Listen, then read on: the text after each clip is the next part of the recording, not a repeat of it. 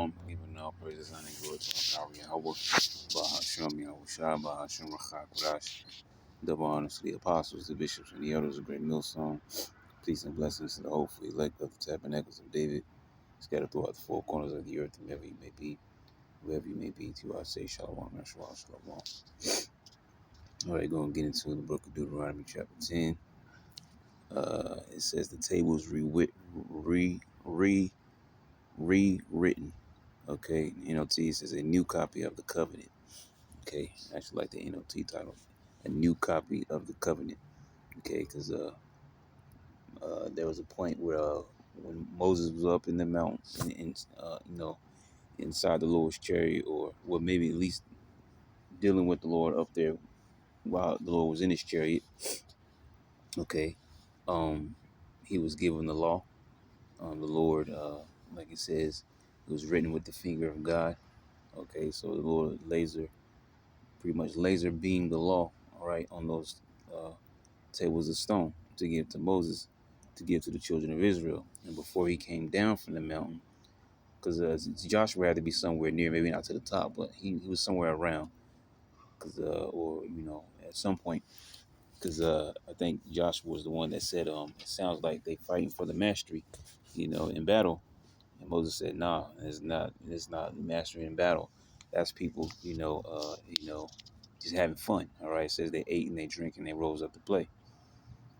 When Moses came down, he was pissed off. He got angry, saw the golden calf. He busted it up, burned it to dust, to ash or whatever, shoot it in the waters, and made the Israelites drink of it. All right. So that's going right into this right here. It says, at that time, verse 1, the Lord Yahweh said unto me, hew thee 2 tables of stone like unto the first, and come up unto me into the mount, and make thee an ark of wood. And I will write on the tables the words that were in the first tables, which thou breakest, and thou shalt put them in the ark. All right, because remember the ark of the covenant was created. It was the 2 tables of stone. I think Aaron's rod that budded like almond or something like that. What else was it? And the pot of manna. That's what it was. The pot of manna. I can't remember what it was. I forget how much it was, but there was a pot of manna. All right. So yeah, it says and I made an ark of shittim wood, and hewed 2 tables of stone, like unto the first, and went up into the mount, having the 2 tables in my hand. And he wrote on the tables, according to the first writing, the 10 commandments, which the Lord Yahweh spake unto you in the mount, out of the midst of the fire, in the day of the assembly. And the Lord Yahweh gave them unto me. And I turned myself and came down from the mount, and put the tables in the ark which I had made, and there they be, as the Lord commanded me. And the children of Israel took their journey from Beeroth of the children of Jaakan and Mazarah. And it says there Aaron died, and there he was buried. Because Aaron died before Moses did. Because it was said that neither one of them were going to go into the promised land. Because of the situation dealing with Israel, okay? Because they pretty much they doubt the Lord, to say the least, if you want to put it like that. So it says there Aaron died, and there he was buried. And Eleazar, his son, ministered in the priest office in his stead. All right, so Aaron died, and then his son Eleazar, all right, ministered in the priest office, which he had. I think it was like, I want to say it was 3 sons. 3 or 4 sons. I believe it was 3 sons, because I know 2 of them died when they were offering up this, crazy willy-nilly sacrifice that was against what the Lord had said to do. Okay, and then there's Eleazar. I want to say I know there's at least 3. I can't remember if it's 4 or not, but I know there's at least 3 sons, if I'm correct, Aaron had. So yeah, and Aaron died, and there he was buried, and Eleazar, his son, ministered in the priest's office in his stead. From thence they journeyed unto Golgotha, and from Golgotha to Jotbath, a land of rivers of waters. I'm actually curious if we can find this. As a matter of fact, let me do this. Let me pull up my other blue. See if we can actually find this.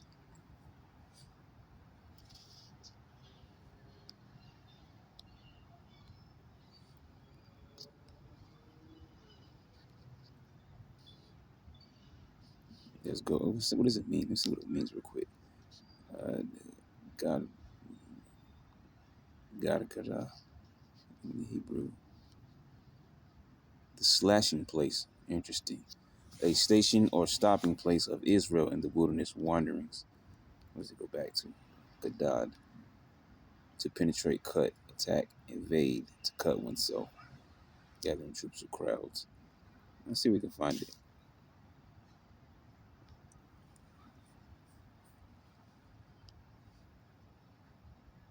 Okay, there it is right there. But it's hard to tell where exactly. Actually, it looks like the huh, what's this here?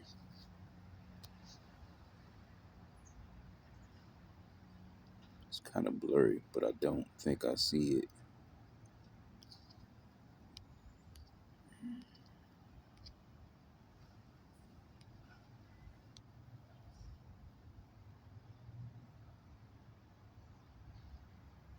I see another one right here.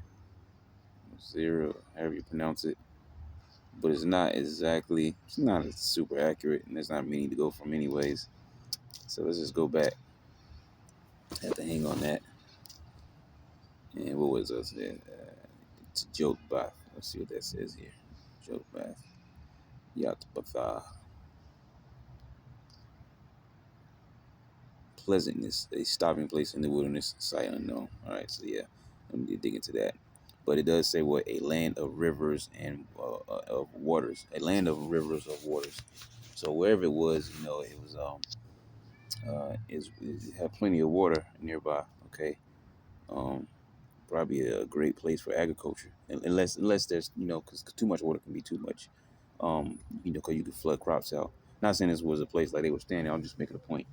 Too much water can flood crops out too. Got to be the right amount of water. But whatever it was, probably a decent area, a land of rivers of waters. I'm pretty sure it was. Anyways, verse 8.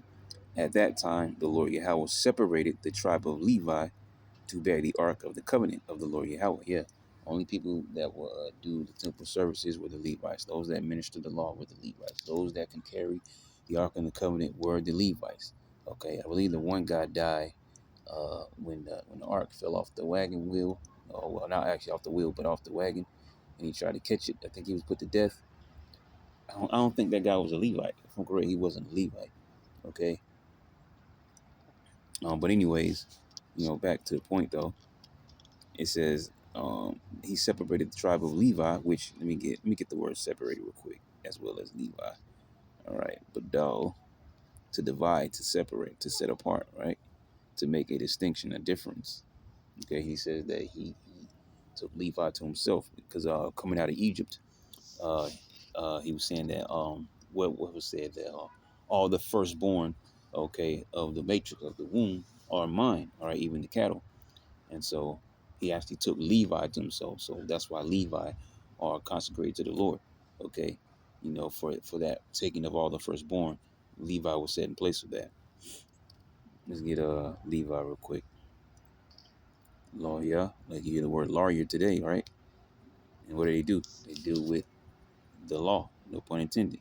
Joined to the third son of Jacob by Leah and progenitor of the tribe of the Levites, okay? Which are the so-called Haitians today. So it says to bear the ark of the covenant of the Lord Yahweh Bashem Yahushua, to stand before the Lord Yahweh Bashem Yahushua, to minister unto him, to serve him, and to bless in his name, which is right there twice, Yahweh, actually three times, it's at the top, Yahweh, all right, and to bless in his name unto this day. Verse 9, wherefore Levi had no part nor inheritance with his brethren. Okay, so this is going into the land inheritance, all right, so the lands that was promised to us. It was separated by tribes. You will not see Levi um, um, with any borders in those lands, because Levi received suburb cities, and it wasn't like just a small little bunch of places, because Levi also had families, they also had substance, and they also had cattle. So they had suburb cities within, all right, the different tribal lands, because everybody needed a priest, needed a Levite, and it was enough to suffice for what we just mentioned, their themselves and families and their substance, as well as cattle that they had. All right, but most of what the Levites got came directly from the Lord, because through offerings and sacrifices and things of that nature, the Lord would get his portion, and Levi would get their portion. Basically, um, in the lesser sense, you could say they were really funded by the other tribes. All right, that's what sustained them, by the other tribes. Okay, because the Lord took them, that particular tribe, to himself. All right, to do all the ministering and so on and so forth. So wherefore Levi had no part, no inheritance with his brethren. So talk about actual land mass. Okay, as in whole borders. Okay, Yahweh is his inheritance. You see, according as Yahweh thy power promised him. And I stayed in the mount. As a matter of fact, let's see what precepts come up, if any. Let's see what we might cross-reference with that. Just a few here. 18 and 1, which we haven't even got to yet. The priests, the Levites, and all the tribe of Levi shall have no part nor inheritance with Israel. They shall eat there you go right there. They shall eat the offerings of the Lord Yahweh made by fire, and his inheritance. Therefore shall they have no inheritance among their brethren. Yahweh is their inheritance, as he hath said unto them. Numbers 18 and 20. And Yahweh spake unto Aaron, excuse me, thou shalt have no inheritance in their land, neither shalt thou have any part among them. I am thy part, and thy inheritance among the children of Israel. And behold, I had given the children of Levi all the tenth in Israel for an inheritance, for their service. There you go, for their service. And it says, okay, there's right there. I had given the children of Levi all the tenth in Israel. Okay, my ashar. So right there, tithe. See, tenth part, a tithe, payment of a tenth part. As a matter of fact, let's just do this just to get a little extra out of there. A tenth part is a noun that refers to one part out of 10 equal parts. I don't know, depending on your age grouping. They used to have these like red and blue blocks back in the day. I think they were magnetized. You could stack them together. You know, you stack them up 1 through 10 or whatever. So yeah, so stack up 10 blocks, take one away. That's the 10th part. All right. If you remember those, at least I remember those. It means that something is divided into 10 sections, and you are talking about just one of those sections. There you go. There you go. We gave the block. Okay, for an example, usage instructions. Da da da. I don't think we really need that. Well, I guess you can use the 10th part when you want to describe a fraction, 1/10 of something. Okay, if you have $100 bill, a tenth of that $100 bill would be $10. Okay. So there's 3 examples, one from Google and 2 that we used. And we're going to pull up the word tithes just to pull it up.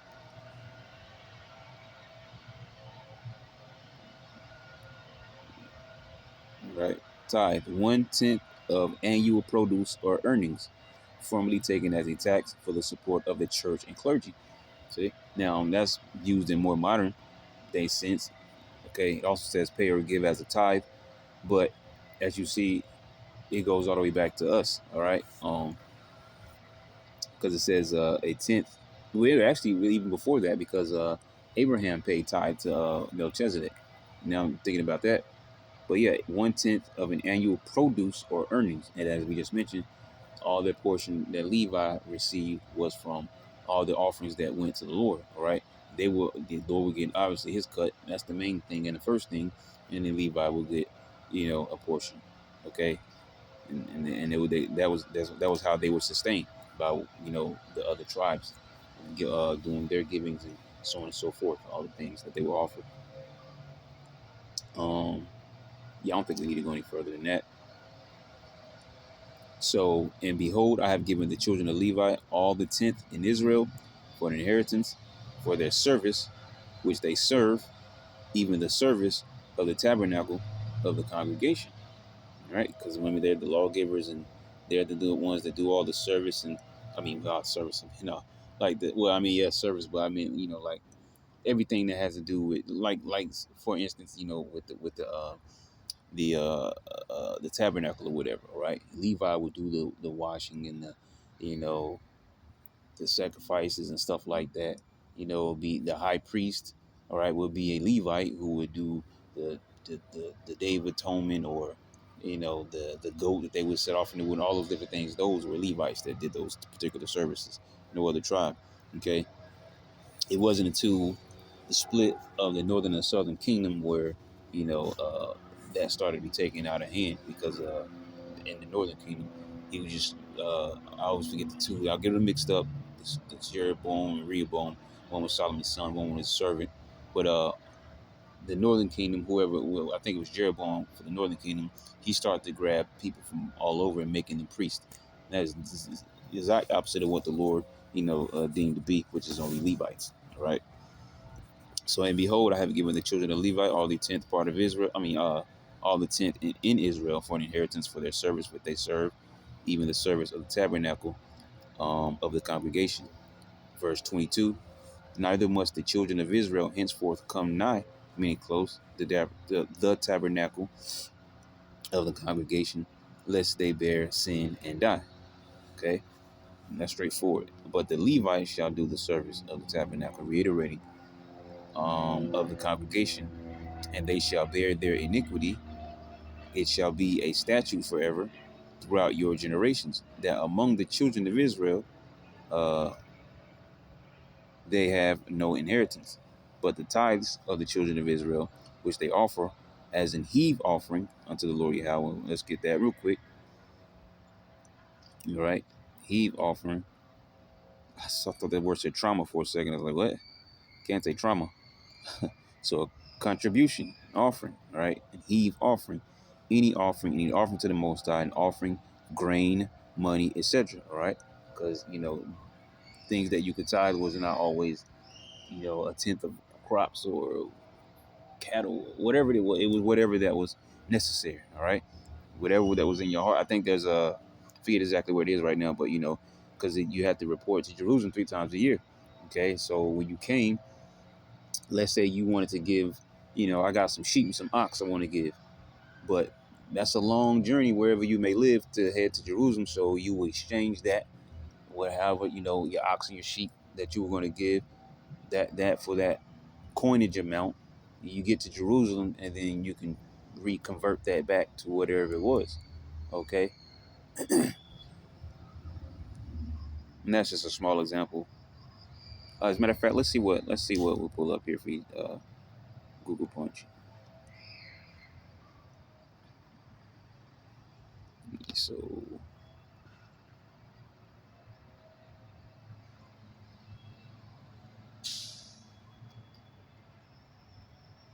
and if I'm correct, I'm about to say right there it is right there. The heave offering, the wave offering. There's other, but it's not giving us too much here. I probably should have looked into one of those. It's okay.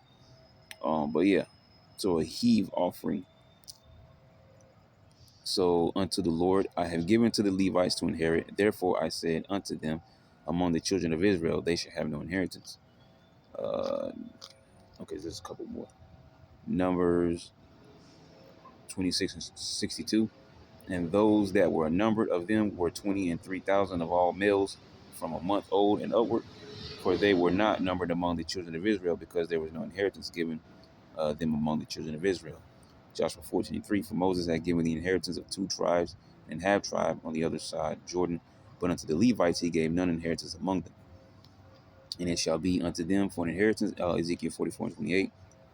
I am their inheritance, and ye shall give them no possession in Israel. I am their possession. So, a few verses there, straightforward. Get out of this though.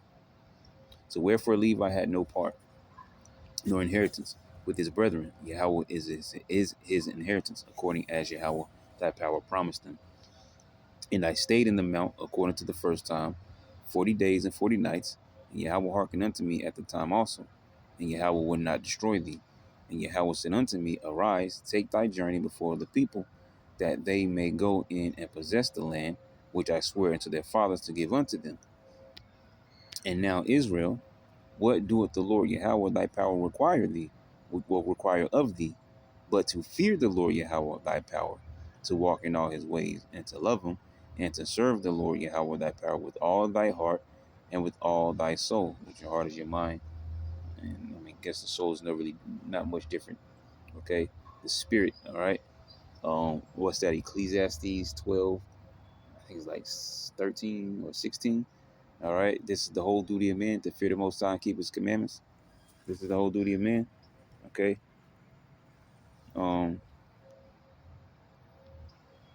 it's right there, verse 13, to keep the commandments of the Lord Yahweh and His statutes, which I command thee this day, for thy good. You see, because the ways of the Lord are the ways that lead to life. Okay, and when we stray off the path, all right, we can become subject to sin, and sin only brings forth death. Okay, so which I command thee this day for thy good. Behold, the heaven and the heaven of heavens. Okay, the heaven and the heaven of heavens, because you have, which Paul broke down, or not really broke down, but he mentioned it. The three heavens. All right, when you go outside, you look up above the open air, the sky, the clouds you see. And that's the first heaven. The outer space, which is, we don't know, as far as we know, unending, but that's the second heaven. Now the third heaven is the spiritual realm. Okay, a place that you can only go to if the Lord calls your soul back to the spiritual realm from out of your body, which in other words, death. Okay, that's the third heaven. So behold, the heaven and the heaven which is up above us, and the heaven, that second heaven, will be the outer space. So the heaven of heavens, which is the spiritual realm. All right, what the Lord says, um, uh, Isaiah 66:1. Earth is my heaven is my throne, and earth is my footstool. He's talking about the spiritual realm, third heaven. Okay, that's where his abode is. All right, behold, the heaven and the heaven of heavens is the Lord Yahweh's thy power. The earth also with all that therein is. See, only Yahweh had a delight in thy fathers to love them, and he chose their seed after them, even you above all people, as it is this day. All right, going back to Abraham, Isaac, and Jacob. All right, keeping this oath. Okay, Deuteronomy 7:6. We read that. Okay, the Lord chose you to Himself to be a special people. All right, a peculiar treasure. Okay, out of all the nations that are on the earth. Okay, He chose you not because you were the fewest in number. All right, He chose you because He loved you. Circumcise therefore the foreskin of your heart, and be no more stiff-necked. All right, which is you say rebellious, for lack of, oh, actually not. I mean, more like an equivalent to the word, right? But yeah, it says circumcise therefore the foreskin of your heart. So that also goes back to us as a covenant, beginning with our forefather Abraham, circumcise every male child on the eighth day. But this is talking about a spiritual circumcision. All right, that's why I said the foreskin of your heart. Your heart is your mind. Okay, basically, hearken to the Lord and do as He says to do. To say, in the least way. So circumcised, therefore, that's why it says right here, stiff necked.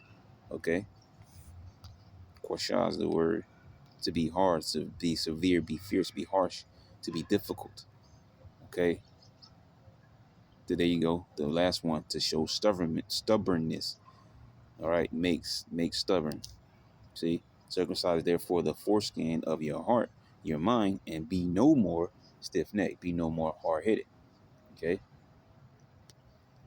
all right. For Yahweh, your power is God of gods and Lord of lords, a great God, a mighty and a terrible, which regardeth not persons, nor taketh reward.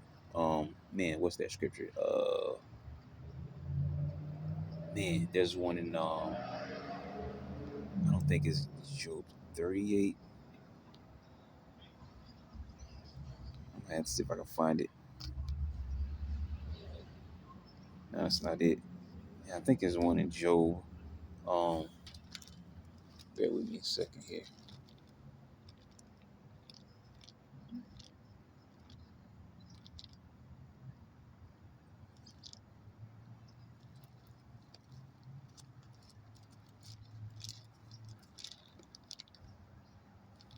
Okay, I know what it was. It wasn't Job. Um, Job 34. All right, I actually want to read this in NLT. Job 34, and here it is. 10. Listen to me, you who have understanding. Everyone knows that the Most High doesn't sin. The Almighty can do no wrong. He repays people according to their deeds. He treats people as they deserve. Truly, all right, the highest will not do wrong. The Almighty will not twist justice. There you go. Matter of fact, we'll read in the KJV just to read in the KJV. 34 and 10. Therefore, hearken unto me, ye men of understanding. Far be it from the Most High that he should do wickedness, and from the Almighty that he should commit iniquity. For the work of man shall he render unto him, and cause every man to find according to his ways. Yes, surely the Most High will not do wickedly, neither will the Almighty pervert judgment. There you go. So if we go back over here, it says what?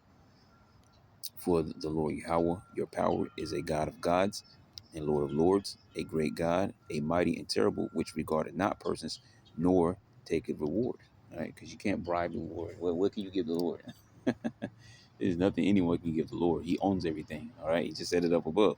All right, everything is mine. All right, you're mine. All right, these heathen nations are mine. Though I don't care about them, but these are my pawns that I set up on here. Okay, everything belongs to me. So there's nothing you can offer me. All right, people, treasure, what money, whatever. There's nothing you can offer the Lord. Okay, to bribe him. He doeth execute the judgment of the fatherless and widow, and loveth the stranger, in giving him food and raiment. Okay, and that says he doeth execute the judgment of the fatherless. Okay, which are, I mean, it says that's straightforward. The fatherless and widow, you know, a married woman who lost her husband. She may even be with children, because she could be a single woman with no children. All right, no widow with no children, but she could uh, have been left children by the man. Anyways, it says, and well, that's what it says, the fatherless and widow. So it covers both of them. And loveth the stranger, in giving him food and raiment. So who's the stranger? All right. And these are fellow Israelites. All right. Let me get the word stranger in H16:16. Excuse me, the word is gar. All right. Properly, a guest, by implication, a foreigner, alien, sojourner, stranger. Sojourner, a temporary inhabitant, a newcomer, lacking inherited rights. And that's the key thing there, because we spoke about what? Going into the land, everybody getting their land of, their portion of land as an inheritance, but Levi, getting the suburb cities. So let's say you had an Israelite that lived in, I don't know, let's see, someone that's outside. Let's say someone lived in uh, the area that will be modern day Iran, and they came back west to live amongst their people. Let's say that they were, we'll just say the tribe of Judah, okay? They would show that, hey, I'm a Judite. Okay, you are a Judite. Well, you have rights to this land, and they will be given, you know, a portion of land in the land owned by Judah, because that's their right as an Israelite, right? The Commonwealth of Israel. You see, um, I was thinking if I need to cover anything else. Also says of foreigners in Israel, though conceded rights. Same thing there. All right. So an Israelite also, because they could have come, from afar, and there's a new thing that's instituted they haven't heard about. So you have to tell them about those things. Oh, let's just say they never heard of the Passover. Well, they're gonna learn about it when they come back to the land. So whatever case. But the point is, the strangers are Israelites. Okay. But let's keep reading. It says, he doeth execute the judgment of the fatherless and widow, and loveth the stranger, in giving him food and raiment. Love therefore the stranger, for ye were strangers in the land of Egypt. All right. So to further the point of what was said in the last verse, all right, you know how it was for you in the land of Egypt. Okay, because these strangers are other Israelites. It's not talking about some heathens. When it says, just because it says strangers, doesn't mean it's talking about heathens. These are other Israelites. So you know how you were oppressed in the Egyptian captivity. So you have an Israelite that comes from far, okay, maybe or whatever, and lives amongst you. Don't treat them, all crazy, okay, because you know what it feels like to be treated that way, because you were previously under the Egyptians. So don't treat them the same way that you were formerly treated, when you cried out to me for deliverance. So don't go treat them the same way, all right? Because these are still your brothers, all right? They're as free as you are, okay? So love ye therefore the stranger, because it's definitely not talking about heathens. All right. For ye were strangers in the land of Egypt. Thou shalt fear the Lord Yahweh thy power. Him shalt thou serve, and to him shalt thou cleave, and swear by his name. He is thy praise, and he is thy power, that hath done for thee these great and terrible things, which thine eyes have seen. Yeah, you can account the two battles under Moses, Sihon and Og, king of Bashan. But then before that, you can count the things in the wilderness, right? The manna, the quails, the waters of Meribah, whatever else you could think of in the wilderness, and before they left Egypt, all the plagues. So remember those things. He is thy praise and is thy power, that had done for thee these great and terrible things which thine eyes have seen. Thy fathers, and that brings more, umph to these last two verses that we read, 18 and 19. All right. Thy fathers went down into Egypt with 70 persons, which is 70, because the score is 20. Three score is 20, 60, 20, 40, 60, and 10 persons, so that's 70. All right. And now, Yahweh thy power, which goes back to the end of the book of Genesis. You had the famine that came, the 7 years of plenty, 7 years of famine, and through that famine is how the Israelites, or the bulk of the Israelites, because Joseph's the Israelite too, but the bulk of the Israelites got reconnected with Joseph, the long lost brethren that was thought to be dead, as well as his two sons, Manasseh and Ephraim. Okay, and brought his family into Egypt so that they can, survive that harsh famine, the 7 years of famine, and we dwelt in Goshen. All right. So thy fathers went down into Egypt with 70 persons, and now the Lord Yahweh thy power hath made thee as the stars of heaven for multitude, which is beautiful because it goes back to Abraham, Isaac, and Jacob. You will be as the stars of heaven for multitude. You will be as the sand of the sea as a multitude. He said it also that you will be as the dust of the earth as a multitude for number. So at this point, even though he killed off the old generation, at this point, Israel has remultiply, okay, and has grown in number all over again before we go into our lands, right? So that's the end of the book of Deuteronomy chapter 10. Lord willing, you edify to next time. I'm going to say shalom.